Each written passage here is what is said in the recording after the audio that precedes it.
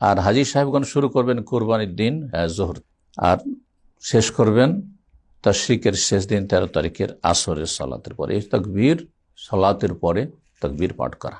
7 নম্বর যে আমলটি রয়েছে তা হচ্ছে এই সময় কোরবানি করা।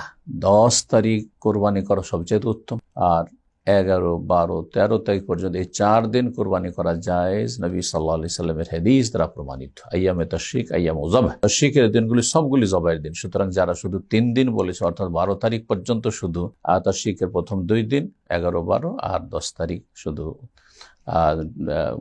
কোরবানি, এটি ভুল কথা। সে কোরবানি হাজী সাহেবদের কোরবানি হোক অথবা বাড়ির উযহিয়া হোক, 4 দিন পর্যন্ত কোরবানি করতে পারবে একজন, তবে উত্তম হচ্ছে 10 তারিখে কোরবানি করা। এবং 8 নম্বর আমল হচ্ছে যারা কোরবানি করতে ইচ্ছুক তারা চাঁদ ওঠার পর থেকে কোরবানি করা পর্যন্ত নিজের শরীরের